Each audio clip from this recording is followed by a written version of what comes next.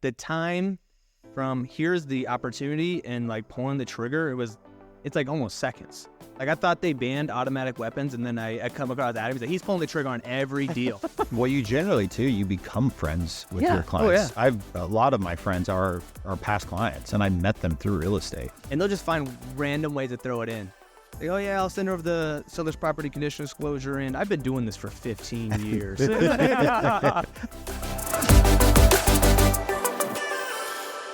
Koby Sway here. I'm with Adam Briley, like always, and we have Skyler Bauer with us, actually, as a guest.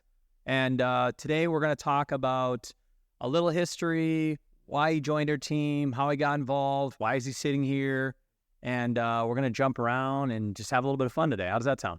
Sounds good. I'm happy to be here. I love this office. It's amazing. We've got an astronaut here as well. So. That's true. Yeah, not a bad filming spot. So why don't you walk us through like a little bit of your history or background, or how did you get into real estate? Yeah, kind of fell backwards into real estate, probably like a lot of people. But I was in college, graduated. The job I was doing there wasn't for me. I loved the people I was working with, but ultimately it was stuck behind a desk, staring out the window. I'm more of an active person. I went to there, did a whole 180, went into trades where I traveled and did everything from welding, HVAC work, travel the country, doing that stuff. I didn't know what I was doing, but I was traveling and leaving home, but terrible. Was not for me. So it was like the first job stuck me on the desk all day. Second job, I'm gone. I'm not with my girlfriend at the time, soon-to-be fiance, and just away, missing life events. So while I was in college, I actually got licensed, but sat on it. And so it was COVID, and I'm like, hey, I hate what I'm doing. I just got asked to leave again. It asked my girlfriend to marry me, so we got engaged, and then they asked me to leave. I'm like, you know what? This isn't for me. I'm not gonna go. And I looked at that as like a jumping point. I'm like, hey, I'm gonna go in real estate. Ever since then, it's been wild. It's been the best decision ever. It was very scary at the time. Didn't know what was gonna happen. Obviously a pandemic. It was super liberating to leave my job, and it was like, oh shit, you don't have a job. It's crazy because I feel like you joined before COVID, so it was during COVID. Oh yeah, it was COVID because I started in July COVID, and then Skyler was one of the first people we brought on. I always get so off on my years. Dang. Yeah. Well, it's like fuzzy with the COVID years. Yeah, that was fuzzy. But it's like it's so interesting because it's like all this is going on in the world, all this chaos, all this craziness. So it probably felt good to leave. And then you're like, well, now the hell what am I going to do to make money? I remember what's funny is we used to have contests every week where you'd have the best call of the week. Do you remember that? We have a partnership with Zillow, and whoever had the best call of the week, we would reward them and call them out, shout them out, and do some small reward. And Sky would always try to win so he could pay his bills. Yeah. Oh, because that's how tight it is. You remember that? Oh, yeah. It was very tight. Those first couple months were definitely a test. It was, I got licensed. Well, let's backtrack. I got on to the team kind of backwards too. Didn't have a license, but I kind of worked my way on to the team. Honestly, I didn't do anything, but I was like, hey, I got a marketing degree. Let me try some stuff. And you're like, yeah, come on board. That's when we created a job out of nowhere. Yeah, we did. We created a job out of nowhere. But the reason I was like turned on to the idea was because like you were pretty aggressive with it. Like, what I remember was like, the fact that you reached out the way you did, and you were like, hey, I want to do this. Mm-hmm. Like, I don't know what I can do right now to earn some money, but I know I want to do this. Yeah. And, I know you talked to a couple other people, or we're like looking at other entities within our organization. Yeah. And I think it was your aggressiveness. And I was like, yeah, I think this could be good. You kept bringing it up. And it was like, man, is this guy like aggressive? Is he desperate? Is he excited? Is he hungry? Does he not know? It was a combination of everything. What's so funny about Skyler's story is like how he came to us is I remember when I first started and I was like asking, I think it was like a conversation with Stacy and you're like, you're missing deals. People are reaching out to you. You're not reading emails, right? Like you're obviously overwhelmed. And I remember I asked you for your LinkedIn password. Yeah. And which I still don't know my LinkedIn password. I know. I reset it. I don't know it either. I don't know mine. I don't know if anybody does. I did a reset on it. And I ended up getting in your email or your LinkedIn, I started pretending and acting as your behalf, right? Obviously with your permission, but Skyler had a message into you like, hey, I'm I'm interested in your team. And I think you reached out to some top level teams. And it was the one and only time I've ever logged into Adam Riley's LinkedIn ever in my whole life. So it was destiny. It was just destiny. It was so weird, but it literally was like, yeah, the stars aligned or something. I remember that. I got on, well, I actually reached out to Berkshire Hathaway. Yep. And whoever I reached out was on vacation for 3 weeks. So I'm like, got ghosted. And then I'm like, Google top agents in Omaha. I just sent him a message like, hey, I'm getting licensed. Can you just point me in a direction? Because Skyler's not from Omaha, just so you know. Yeah, I'm not from here. Do you have I know Berkshire Hathaway, you know, Buff has a huge impact here. I'm like, that could be an option, but I was just trying to get a direction from somebody, not saying, hey, take me on, but it's like, hey, can you point me? Which brokerage should I go to? Yeah. To at least to go talk to. Should I go on my own? Certain brokerage, No one got back to me, but Adam Riley, which was really Koby. It's really me. Yeah. And it was funny. I remember that actually, I was leaving a golf course because that's what unemployed people do is they go golf. And I'm leaving and I'm like, let me just check if anybody got back to me. And it was like, and they had a tall boy special actually at this round. And I was the most passionate call I've ever had. It was like, hey, give Koby Sway a call. He's our manager, which, yeah. Which is what was And I call it. I'm like, just tell me what I got to do. You know, I was just like in that conversation, like wholeheartedly like, hey, this is do or die. But I was almost too available. You're like, you asked me when can I meet? I'm like, you know what, sir?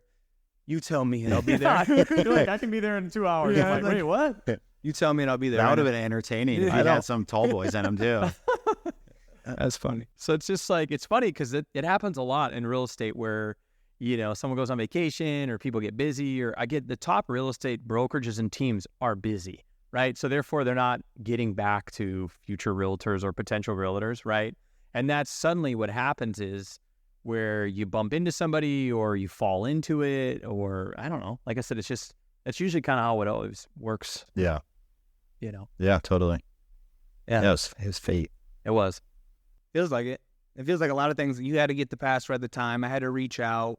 And then you guys had to be, I guess, hiring as well, because that was like the start of the expansion. It was. It really was. Because when we first talked, we were like, let's not bring anybody on because we don't want to ruffle feathers and change too much. Yeah. So, I mean, it was Antonio was my first, and then Skyler was our second. Oh, was it? Mm-hmm. Okay. Yeah. Yep. Yeah, and then it all kind of... And then started to go up from there. It went from there. I remember Antonio, he was like, you guys made a position and you're paying Skyler. Why aren't you paying me? You don't have agree. Yeah. That was funny. No, that was when we were just doing odd jobs. I think you guys were doing flips, which I got severely underpaid for. I'd go and like clean out an entire house, just me. Remember that? Yeah, I was just gonna ask that. Like, what did we even have you do? Remember that? You'd have like Anthony go or Skyler go and just do out different projects. Yeah, that's right. Gosh, I remember that. Just pay them though. It wasn't free labor. Just to be clear. And get paid. Man, I was hanging Christmas lights. I was running signs. I was running apples, I think, for Amanda. Yep. I was just doing everything. Oh, like, yeah, hey, you were. Yeah. Like, what can I do? I'll just be a team player. Like, Yeah. I didn't want to get another job because I feel like a lot of, you know, people thinking about real estate, they're like, hey, I want to just dip my toe in it and see if it's for me. But when does that ever work in anything else? Yeah. Where you're just going to go half some way? Oh, if it takes you were off. all in from day one. Yeah. And I had to be, really. Yeah. I mean, it was just, my wife's in school. She's at Creighton. Yep. So it was, we had bills. It was just me. And I know they say, hey, save money before you join real estate. But I was like, fuck that. I said, we're going all in. And this is, I'm going to make it happen. Can't fail. Yeah. It definitely got scary, though. And I sent you that screenshot of what the accounts were. Gosh, and they were like, I know a lot of people tell their stories like, man, I was on my last dollar. And you're like, were you really? You were, though. It was the last. I know you were, It was scary. Which I personally like it. Mm-hmm. Like, you're either one or the other, right? And Stacey and I both have always operated like on the side of fear, side of stress. But for us, like, it motivates us. Like doesn't shut you down. Yeah, it doesn't shut us down. Now there's times where it's like, oh my gosh, like this is heavy weight, right? But when you're first going through it in that point in your life, like that's a very scary moment. Like, oh, absolutely. But you know, like with Stacey and I over the we've been married I've been doing real estate for 17, 18 years, but I've been in those stressful moments many times, but every time it gets easier and easier. Well, the problem is too, is the numbers get bigger and bigger. Yeah. You know, the debt load, the money going in and out gets bigger and bigger. Yeah. But yeah, but in that moment, I feel like for me personally, which you're right there too, and I feel like a lot of successful people is it literally will slingshot you. And then plus it always just gets easier and easier as you go in those moments again. But now there are some folks where it just shuts them down. And like you made the comment, like you were all in, like that's really what it takes, like burn the boats, right? It's like, this is my only option. And there are agents that were on our team that definitely you could tell they were not all in. And it always would show. They were always having money problems. They were always like stressed out. And it's because they weren't committed. They weren't fully into it and giving it their all. And you can generally always tell from that too. So, and it is hard to go all in on this career because one, there's really not necessarily like a game plan on how to operate it. And then it's just, you're banking on the unknown. Yeah. It's because you can do all the right things. Yes. Totally. And still, if the market's not where it needs to be, like it just, or the clients don't show up, or you can't control the market. Yeah. You can control your actions, but the problem is you might have to do what worked a year ago doesn't necessarily work today as far as the amount of work that you're putting in to have the same amount of business. That's a good point. Yeah, I mean, we were doing that mentorship program. Yeah. And that's a hard thing to tell somebody. And I guess this isn't really advice, but I can only say what really works for me is like, it is a burn the boat. It's take that safety net away. It's let's say, if you're living at home, there's really no like external pressure because your bills are paid. There's really no external pressure to go out and kind of really make something of yourself. I'm not saying you can't or anything like that. But hey, if you have a part-time job and this is your 2 hours a week thing, it's never going to work. And you're going to say, yeah, real estate wasn't for me. The market wasn't right. But really, I think it's all in the effort put in a lot of times too. Yeah. I think a lot of real estate agents, if I were to look at the successful ones, I would say there's a good chunk of them that live a little bit beyond their means. No, for sure. It's like, it's their motivation to constantly be going out there and making the next thing happen. Because the reality is you do get to a point where it's like having X amount in your bank account just doesn't become exciting anymore. It's not like a driving factor. Like, who doesn't want 1 year's worth of bills, in your bank account or expenses in your bank account? But there is like to live a little bit on the edge. Yeah, I remember hearing that actually when I started hearing it. Yeah, we kind of used it as motivation. At that time, I had no money. It's like, dude, like what? I couldn't even fathom using this as, And then I definitely see it now. And I think, I'm sure you have examples too, but like living in that adversity, like moments, I think I operate a little bit better. Like if things are too cushy and too good, it's like, something's not right. You just like, don't have that push. Mm-hmm. Right. Now, some people do operate better with having that nice cushion. Like I know Amanda operates better when she likes that 1 year. She has that clarity, right? But I think there's probably more that live on the edge more than not, if you're talking the successful salespeople. So maybe it's that ADD or ADHD or whatever in everyone too. I don't know that. Yeah. But, it's something to think about is like, you should have a plan, you should have savings, you should have all this. But like to Skyler's point on the part-time or dipping your foot in, that's like what most people hear in real estate is, get into real estate part-time, work a full-time job, and then as soon as you have enough business, you can jump in, which makes absolutely zero sense when you start a business, because that's what you're doing. You're starting your own company, and you have to work there, you have to do the work, you have to make the calls, set the plan up. You're doing everything. So when you're not working on your business, nobody's working on it. Yeah. So it's just trying to get that point across, So,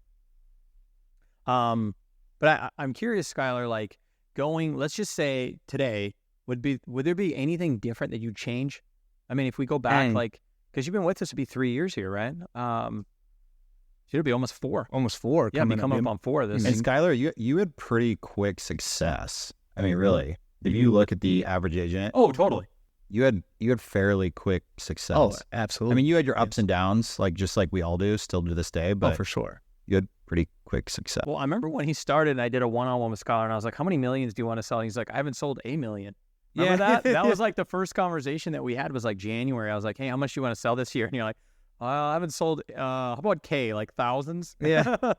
Because it's hard to cast goals if you have no data. It's like, how much do you want to sell? It's like, well, I'm hoping to get 1 for sure. That hasn't happened yet.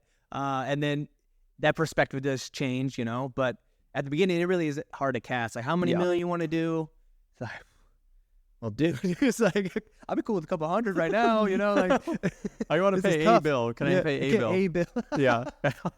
A bill would be nice. But is there anything you would change though now that you're Yeah. sitting here, right? Like, and you can talk about your success and some of your sales if you want, but is Sure. there anything you'd go back and change maybe, like sitting back? Like you wish you would have done different. Yeah.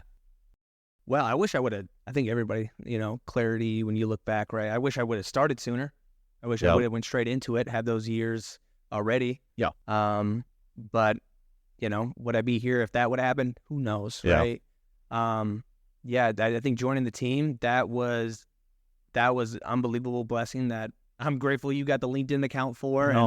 and you let me come on because it catapulted the trajectory of my life and my family's life, right? Yeah. Like this was, and also I think we can talk about the team and how much leads we get and how much Sure. services we have around us, but really like the intangible part is like the growth in my mindset. Like I didn't think this stuff was possible, really. Like I Yeah. always dreamed about it. Yeah. Hey, Yeah.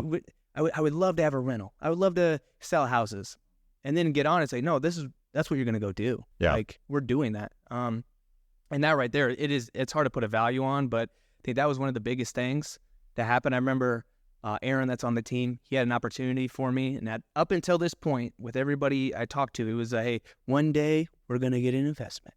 One day, man, we're gonna work really hard. We're gonna get that first house. Aaron calls me. He's like, hey, I have a house. Let's buy it. I'm like, I'm thinking this. oh, whoa, okay, yeah, let's do it. Yeah, I can do it. Let's do it. And we did it. And then when you reflect on it, it's like, man, the only difference up until that point was like the action standpoint. So Yeah. if I do anything different, would be take the action, like Yeah. bet quicker and take the action on my beliefs and my ability for sure. Yeah. Yeah, that's a good point. And that's where most people struggle, is the inaction. Yeah. And it's funny you say that too, because you are a little bit of a perfectionist, you I know, see it. right? And like, but Yeah. that's your marketing background. Like you went to school for that too. So the fact that you are recognizing that's awesome, because I think all of us would recognize like, yeah, action will always outperform perfection. Well, and that's what I've learned about working with Adam and Stacy is like at AT&T, my background, I would plan the hell out of everything. We'd plan everything we did, right? And then we just didn't either take action or we overplanned it, we overanalyzed it. And then I met with Adam and Stacy, and it was almost like, not that they don't have a plan, because they do, but it's almost like, let's not plan a bunch. Let's just kind of fail our way through this and then pivot and pivot and pivot, Yeah, constantly pivoting. you know? And I think As long as, I mean, the big thing for us is like, as long as it's ethically, morally Of course. sound, which I truly believe, like how we operate is that, like Yeah. that's above everything. I mean, as long as you're not messing up a client's transaction, which Yeah. we're really good at that, like as far as keeping it good Absolutely. and smooth and keeping the client first, like everything else can get messed up along the way, and just fix that. We fix our Mhm. holes in Yep. the ship along the way, Yep. or plug them, or how, whatever we can try to do. I mean, Yeah. it's just, but it's so interesting. Like you talk about Skyler, like the way, you describe it. That's the way that Adam's described it. The 11 years that Amanda's been with him, literally, that's how he's always described it. Like, well, you're just gonna go do it. And I'm like, okay, Amanda, like, I don't know how we're gonna do this. Like, Yeah. you don't know anything about real estate. And she's like, well, now I got to go do an open house. Now I got to do this. Now I got to do this. Now we're gonna buy an investment house. Now we're gonna do this. I'm like, we don't know how to do any of this stuff, And for some reason, you get around somebody like Adam, and he just takes action. Right? Yeah. It's I'm like not we're- very smart, so I don't know anything else other he than doesn't know any better. yeah. But you Yeah. know, I can say the same. Like Rachel Walker is very similar. She will run through a brick wall. Yeah. all day long. Like we'll run through a brick wall. We'll run into hurdles. She'll run through that brick wall. Totally. And she'll get through it. Yeah. She comes out on the other side for sure. Yeah. And that's a weird. A lot of people can't even fathom operating from that standpoint. One, it could be financially. Yeah. Like, hey, if this doesn't go wrong, everything's in shambles, right? So it's hard to even. I'm sure some people are listening. Like, I can't even comprehend that because I'm not in the right place yet. But I meant just being around this team, being around Adam, being around everybody. It was like, oh, whoa, like the time from here's the opportunity and like pulling the trigger. It's like almost seconds. Like I thought they banned automatic weapons, and then I come across Adam. He's like, he's pulling the trigger on every deal. It's like, whoa, okay. That's because you built such a solid team, even around you. And hey, the numbers there, it's worked. Let's go. Yeah. Like, stop thinking about it. Yeah. Which, I mean, that's so hard to do. Not think about all the details. You know, it's like someone building the business plan. It's like, well, here's a plan. Start the business. You I know. That's what I'm saying. It's like, I remember we interviewed with Zillow, and they sent us this 14 pages. 14 pages. Remember that? And I had nothing to do with that. Adam had nothing to do with it. And I was like, what are we doing here? What are we doing here? What are we doing here? And it was like, Adam was like, I want nothing to do with any of those. Like every section I went through, because I asked you on some of them, and then I stopped asking him. But Adam was like, or excuse me, I asked Adam, like, what should we do on this right here? He's like, just tell them we're number one. We'll figure it out. Just tell them we're the best. I'm like, okay. He's like, we'll figure it out, Koby. I'm like, okay, well, we haven't even got the Zillow relationship locked down, the exclusivity. And he's like, we'll figure it out. But I remember submitting it all. It's so funny. And Zillow reached back out, and they're like, they said this when they interviewed Adam and I. They're like, you had one of the best answers we've ever seen. And Adam's like, I don't know anything about it. Like, literally, I'm like, don't tell him that. But I even remember on that Zoom interview with them, I remember saying, like, listen, I feel like it was something along the lines of like, yeah, it won't be perfect, but we will perform. Totally. And that's what's happened. Yeah. No, absolutely. I tried to get him to not talk. It's so funny, Skyler. Is I was like, Adam, don't talk. Like, I don't want to mess this up, because we're talking to, VPs and different level people, and that's kind of like my wheelhouse, if you will. Not that Adam isn't. I mean, but my point is, like, I kind of know corporate lingo a little bit. And then Adam's on there, and he's like, I don't know anything about the business plan. He's like, we're gonna figure it out, though. I'm probably cussing a lot too. Yeah. I'm like, stop talking. But anyway, it's just funny because, like I said, it's at the end of the day, everything happens for a certain reason, and that's one thing that I've taken away from Adam is he's just massive action taker. So for you, Skyler, like pulling the trigger quicker is like getting into it sooner. Mm-hmm. Like, what about like your tactical things? Is there anything different like you would do today differently? Like things today, would you have done it differently back then?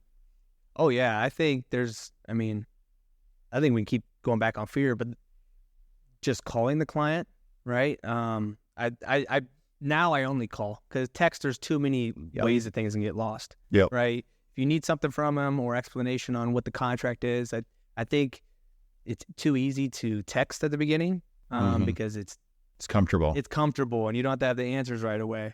But I think calling sooner, I definitely changed back then, and now I only call. I remember when I first joined, though, I was frightened on the phone. Yeah, it's crazy. Which was so weird for me. It was a new imposter syndrome, anxiety that I'd never, because at the time that we had it structured, it was a lead phone. Leads would come in, and then it would get sent out. So in my mind, it's like, I'm messing up our team members' like money here if I mess this up. And it was so much pressure, and I couldn't even think about what they were saying. I think somebody said they had like a relative pass away or something, and I responded, cool, so how many bedrooms do you need? Like, I wasn't even listening. You weren't processing what they were saying. You were thinking about your next question. Oh, thinking about the next question. Not being even present. Have a conversation. Could not have a conversation. Well, and the contact is named answer or die. Yeah. Right. So that helps. Yeah. So I think that was.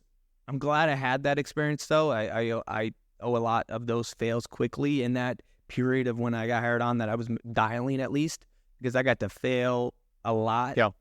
And it was a lot under of rejection. Your name and not mine. Just kidding. You're like, what was your name? Adam Briley. Adam Briley. And no. But a lot of rejection. And so I got to really grow from that, like, tremendously. And I think that's the biggest thing about this team, is that you can fail so much so quickly, which is a blessing. You can have the amount of business, let's say me, for example, in the last 3.5 years, traditionally that would maybe take somebody 10 years to accumulate, that I compressed. I think that's the biggest advantage to this team, the resources and everything around, is that you could compress your real estate, like jump like into it just a few years, and now you're catapulted into doing 50 deals a year. Mm-hmm. Yeah. No, because you're just shy of $30 million. It might be over $30 million since you started, right? I think I'm in like 48. Now, if we're talking about opinions and stuff this year, yep. Yeah. So as the first year was like 10, second year, I think that went to 15, including some investments. And then the third year, I think we wrapped up at like 13. Yeah. And now I'm like 6.5. So whatever that math would be. Yeah. Which, dude, in a would market, take 10 or 15 years at least for a traditional realtor, at least. Yeah. And it's so funny, when I remember the first couple calls, you'd get on with an agent, and then they would like to flex how many years they've been in You know, oh, I've been doing this for 10 years, 15 years. It's like, and then they try to go, and you just got to like bite your tongue. It's like, man. Yeah. Think when you're younger, sold 3 times as you know. When you're younger, you deal with that a lot too. That there's a lot of ego in this business, so they like to let you know. Hey, I've been doing this for a long time, and they'll just find random ways to throw it in. Say, oh yeah, I'll send over the seller's property condition disclosure, and I've been doing this for 15 years. I'm not new. Okay. All right. Okay. Yeah. Cool. All right, sir. Yeah. It's like their way of saying like, don't BS me. Yeah. And don't mess with me. Exactly. Don't mess with me. Okay. Did you take a 4-year hiatus? Yeah. I was going to say, it looks like you sell one house a year. Okay. Yeah. All right. Well, I did all that in 1 month. Yeah. Yeah, that's funny. Oh, there's a lot of truth to that too. Yeah. It's definitely interesting. That's for sure. But I'm always kind of like curious as to like, what stage, how do you keep motivated in this game?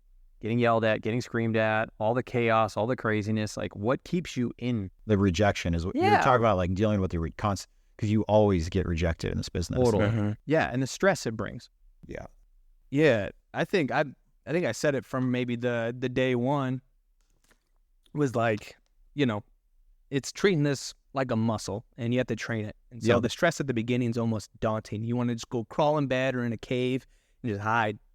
And it's going through the failure, the rejection, the deals falling through, the, you know, hey, they bought with another agent, all those things, because when it first happens, it is a super gut punch, and it can really shut. I've seen people just get out of the business because of it. Yeah. Off their first couple heartbreaks. And it's like, hey, you have everything. You're going to be so good. Yeah. You're going to be so great. Just hang out. And like, they just can't get over that first just gut punch, and it will come. Oh, yeah. If it hasn't happened already, for those that are listening, like those come, and they come repeatedly. It happens. It generally happens in like, I mean, I've got lost out on probably 5 listings in the last like 40 days, and it's still a gut punch for sure, because you get so competitive where you're like, gosh, I wanted that so bad, right?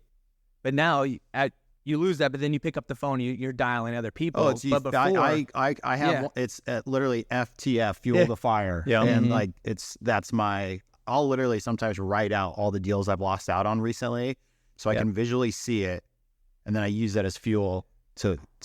And generally, I'll go do 2 to 3 times the amount of business because it slingshot me. Mm-hmm. Oh yeah, I think maybe you and I are kind of sick though, like that. Yeah, I think so. They must be, because most people aren't like that. Most people would rather have all the positive things. You know what I mean? Yeah. Like, we've got agents on our team that will set an easy goal they can do in 4 months because they don't want to like come up $1 short. What did you ask though? What, just so we can go back to that, what did you ask that like started? What keeps you in this, or what motivates you every day? Just because it is such a high stress. And I know because, you know, with my wife, but it's just, there's days where I'm sure you think, why do I do this job? Right? Like we all do it, but I'm just saying, like, what makes you stay in it?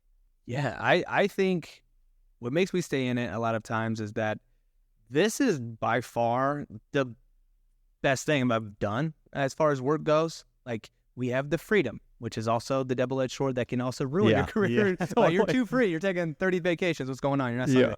But, you know, it's I have office time. I have travel time. I get to meet new people, and I'm kind of the type that gets bored rather quickly with something. Like, and I just kind of, it's not for me. You got a foot out the door. But with this, every day is pretty much new. I mean, the stuff I control that are the same is that I'm calling and I'm following up with clients, but I'm seeing a new house or a couple new houses every single day. There's really no redundancy as far as like what my day looks like besides the morning that I can control. Sure. And that to me, it's like, it fits my personality. I have ADHD, you know, and if there's too much of the same, it's like, oh, this is boring. I'm out. I'm ready to go. But with this, I never had that thought. And that was the first time. I think it was like 6 months in, us sitting in the office, and I'm like, wow. I think it would be this time at every other job I had, I'd be like, okay, what am I doing next? Yeah. What's jumping ship? Yeah. Because in real estate, there's no like, you know, promotion, if you will. You kind of wake up every day jobless, right? What does your normal day look like? Yeah, my normal day, I wake up. We got to start there. No, wake up. I have the espresso machine. It's a win. Every day you wake up, blessing. And get my espresso. I have like a decompressed kind of first 30 minutes where I'm drinking my coffee, dog goes out, whatever. And then I hop on the computer from about let's round it to 8 to 10:30. So it's like a 2. I'm a sprinter.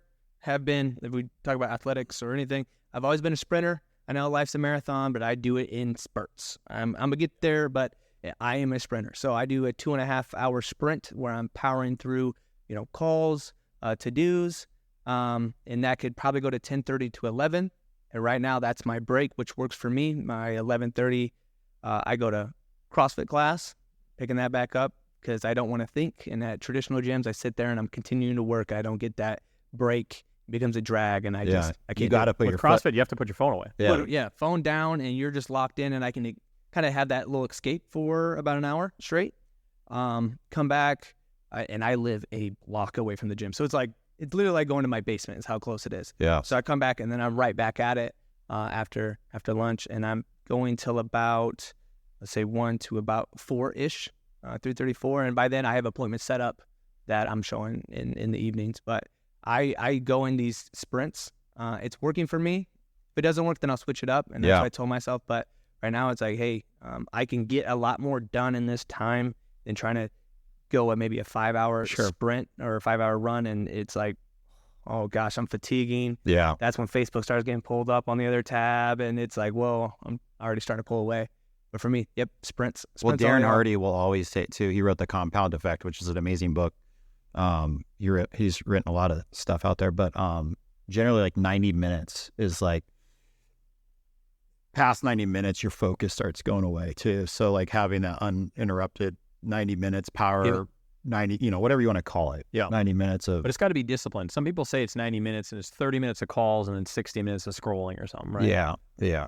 Because you can get a lot done in 90 minutes. If you like literally set your phone down, let's say, eliminate the noise and focus on that one task, you can get a ton done. Yeah. So that's what you mean. Like you're focused in for like 2 hours max, I'm locked and in. then and then you jump to go do something else for a little bit, and then you're coming back to a similar activity. Yep, similar activity where I'm back in, and a lot of it's putting out whatever pending deal fires and questions that they come up. Have you like, so there was times where you were hitting some pretty low points as far as like sales go. Mm-hmm. I mean, can you credit that to like 90 days prior to that, like where your schedule wasn't being consistent like it is right now? Yeah, I'd say, I mean, as you know, it's like, you know why you had the lows? Yeah. A lot of it's, we do the things, we pound the phones, we get super busy. Yeah. We're super busy, we can't pound the phones. And then after all those pendings go through, then you're back at the bottom and you're kind of doing this like wave up and down roller coaster of, what the things to do to get you busy. It's hard to do those things while you're extremely swamped and busy. So for whatever reason, my business is in reverse of everybody's else. Like my winters are busy. Yeah. And for whatever reason, my summers are a little bit slower. And I think it's because those cycles, whatever reason, my cycle is just a little bit different or in reverse to the market. I feel like Amanda's the same way. Mm-hmm. Yep. And I was actually talking to Amanda. I'm like, why is this? She's like, well, it kind of makes sense. If we backtrack 90 days, super busy, then the lull, and that kind of works in the reverse of the seasons usually with the market. But I think well, the you proof's in the get pudding. married and you have you move into a house and life starts you to had happen. a lot of, was that last year? Yeah, we moved. So we got married 2 years ago, and then we moved in our house 2 years last ago. year. Yeah, The time just flew by. Yeah, and the It team was 2 showed years up ago. deep to that wedding. That was Yeah, awesome. dude, we made the yeah. drive. We made the drive. Yeah. It was fun. That was Yeah, good. that was a good thing. time. Had a great But time. yeah, that happened. Got the house last year, which I like going through that on I bought investments, but the personal side, that was definitely in kind of. You bought feel that investment. It's funny. You bought investments properties before you bought your own house. Mm-hmm. Yeah. Well, Most people buy their own house first, and then they jump into investments. He does So everything like, backwards. It's cool that you did the investments because you saw the opportunity there, right? And you pulled the trigger. and it made more sense because like the primary resident for someone that's commission, you have to wait 2 years. Yeah. And so I was like, oh, but I can buy an investment property? Yeah, go for it.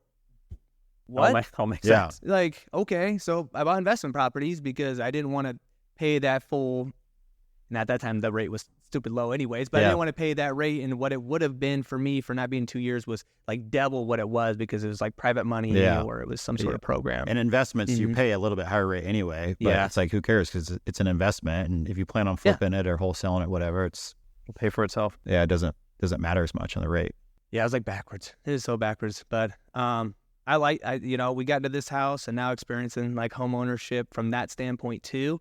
That's eye-opening and allows me to relate better to my clients and prep them a little bit better. Hey, here's some things to expect. Hey, you could buy the house, but you also got to buy the furniture inside of it too. So have you thought about that any? Yeah. But yeah, a lot has changed. What do you think, what will be your focus now for the rest of the year? Yeah, so let's stamp it real quick. We're in the middle of April. Yeah. Middle of April. Yeah. April. So yeah, well, my wife graduates in May, finally. This is going to be awesome. So that's awesome. She's getting that pharmacy degree, so that's going to be great. I'm so proud of her. So It's it awesome. might be a mini vacation right after that because she deserves it. And we're definitely going to do She that. supported you along your path, right? Mm-hmm. Yeah. So, No, yeah, definitely. She was that rock the whole time. So I definitely want to, she deserves it so much. So have probably a little mini vacation in there, just a handful of days. We'll make like sure weekends. Andy clips that so you can send that part. Yo, yeah.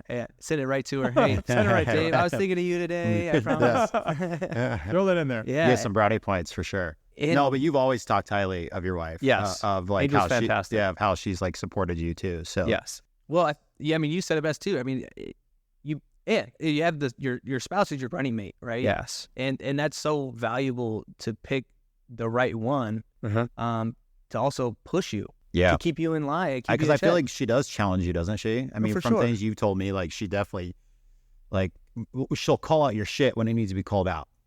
And rightfully so. Yeah. And it's like, oh, thank you. You're like, Yeah. At the time, you're like, man, what? And you're like, all right, you're right. You're Yeah. so right. At the time, though, you're like, no. Yeah, you don't want to hear it in the that. moment, but You reflect on it. Okay, she's so right. That was yeah. dumb, yeah. Yeah. But yeah, she, also, if she didn't get into Creighton, and we didn't have the ability to have the living loans that they provide, there's no way I could probably be here today. Yeah. So we got to leverage that and actually survive. So yeah. So go on the trip. That's awesome. What like any business things that you're like, okay, I want to like implement this, or I want to try to focus on this. I think there is a lot of like there's a huge value in keeping things as simple as you can and not chasing too many shiny objects, right? Which I think when you have a marketing degree, that can be a little bit challenging because your mind's always like, okay, we can get this better, this better, this better, this better. Yep. Which someone like you that I thought was going to be an issue for you, full disclosure, but you definitely have reined it in, and you've obviously proven and shown that you're like, okay, you can simplify things and just keep it like the things that we all know that work, but like you've got to have something rolling around in your head like, okay, I definitely want to work on this. Like this one thing I want to try to implement in the next year. Is there anything that's rolling around your head? Well, besides obviously more deals and definitely more investments at the top of my list. Because you're working on one today. Yeah, going on one today. Yeah, that is like, I need it. I need those. I think those are. It's like your next. It's like a drug almost. It's like your next thing that you're chasing. For sure, and I think that's the next catapult to get to the next level. Yeah. For a lot of things that I want to do. So investments is by far at the top of the list. So we got investments and vacation. So business wise, I really want to grow in my like presence. I think I have this plan every single year to grow my social media, and I've been doing better at it. But I think the perfectionist in me, there could be more. The volume could be higher. Yep. And providing more value. I think as the season, and we're not going to talk about NAR, but as that rolls out, I think it's going to fall back on who's actually doing the work, who's promoting their successes. Because I can go a stint. I sell 10 houses. No one knows about it. No. Besides you and those 10 clients, but nobody else in the city knows. Well, I think also there's a happy medium of like sharing your successes in real estate, because it's like a humble brag, right?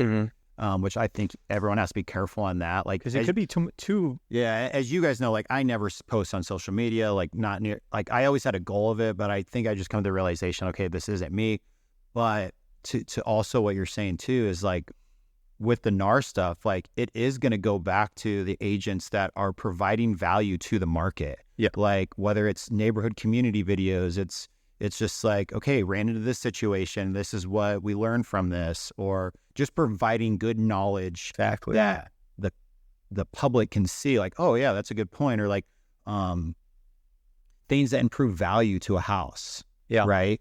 Like, one thing that I've been doing personally is like I'm helping people like maximize their value. They have no idea where to start on what to do. Yeah. And a lot of times it's as simple as like painting. Well, then they're like, well, who do we use for a painter? Well, we got all that in-house, right? Like they're not employees of ours, but we have these awesome connections. Yeah. Like I think those type of things I think would be a big thing too. So Yeah, that's exactly what I want to get into. that's what I thought. Mm-hmm. So that's why I jumped ahead and just kind of started saying, so sorry. And you said it way better. That's exactly it. I think providing the value, because traditionally speaking, in any business, it's the 80-20, 20% of the people are doing 80% of the business. Sure. I think that number is going to get even more tight. Yeah. Where after this happens with whatever's going to happen this summer, I think the people doing business, it's going to even get bigger, the percentage how much they own of the market. So got to be proactive in pumping more content out, because I notice, I'm sure you do, when I do post on there and I am more active, I get more random DMs of, hey, we're actually looking to come to Omaha. Yep. I think Ryan Serhant says it best, like, you got to also be your cheerleader. Like, you got to be your fan. Like, you have to show people that you are doing things, because the feed's so crowded anyways. Like, I don't even know if I see my friends like on there. Oh, what I mean? It's crazy. So you got to fight through the noise. Yeah. And because people do want to work with agents that are busy. Yes. Because they know how they've ran into a lot of different scenarios. You can walk them through like all the hurdles that are gonna, like, you'll be the guy that can navigate through most hurdles that are thrown your way, because you've seen, like, in your short 4 years, like, you've already seen a lot. Like, you've seen more hurdles or transactions than the 15-year agent a lot of times, statistically speaking. Yeah, and that's such a blessing to even say out loud to hear. But yeah, that's exactly right. Just like a scenario that I'm dealing with right now, and we're getting through, is, I had a client that moved in the house, and it was finding. It was a pre-occupancy that became the blessing. Yeah. And gosh, this last week was so stressful for me. Gosh, that it was almost unbearable, because I wear a lot of my clients' feelings too. Yeah. So I want them to have a seamless experience, and when things that I can't control happen, it's like I gotta rely on a third party to get things done. Like, it's just a reflection on you. Everything's a reflection on me at the end of the day. And so we get in. So house, they get a pre-occupancy, which turned out to be the blessing, because there's water in the basement, undisclosed watering issues. I call, the waterproofing companies. They have a track line history of it. And that was never disclosed. Never disclosed. Yeah. And all these other issues, like they're stealing things off the property, the sellers and things like that. And then, that happens, and it's like, oh my gosh. Andy's over here shaking his head like, oh my gosh. Yeah. It's crazy, Andy, it's behind wild. the scenes. The beauty thing of it, the reason why we're missing delay, it was that the seller was going through some sort of, let's say, bankruptcy or whatever. Sure. And it pushed it off. And at the time, we're like, oh my gosh, we just got to get this closed. Because your folks were relocating here. So they had nowhere to live. And so this all happens, and then I go into problem solver mode. Yeah. Given all that experience that I had in that 4-year run, it's like, okay, this is happening. How can we solve this? And I'm just pounding the phones, trying to solve this issue, and immediately got him another place, got him another brand new construction, which looked way more appetizing after they get into a house with existing issues. Immediately under contract, I line up movers, I line up everything to get handled, because we have all those resources available. But I'm like, man, I could have went and cried. I could have went and hide. And totally. Hey, I lost out on, this $500,000 deal or whatever. Or I can hide them tears and go sell them another house right now, because they need a place. Yeah. They need a place to live. Yep. And I'm wearing that stress of like, oh gosh, these people that I really care about are about to be homeless. Yeah. So I got to find them a solution now. And luckily, we got that done. We got it locked back up. So yeah.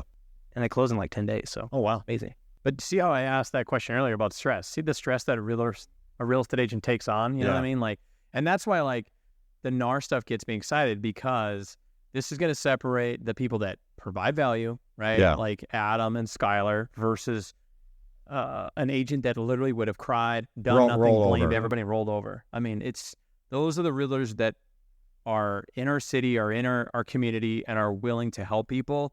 And the sad thing is there's a lot of bad realtors out there that get attention that are doing the right thing. So luckily, you surround yourself with the right people, you're going to be, in a better spot. So yeah, the whole wearing your client's stress is a real thing. To definitely, obviously, we won't be able to go through all that today, but like that is a real thing that agents deal with. Also, like the rejection tool. But Stacy and I were just talking about that. We were actually in bed like a few nights ago. Or last week. She was like, it was like, when I had all this rejection, I'm like, because again, you're competitive, right? And you start second guessing yourself. Well, she's just like, I don't know how the heck you guys do it. Like constantly dealing with like rejection after rejection after rejection. Like that's a whole nother topic, like how you get through that. And I just think eventually it gets easier.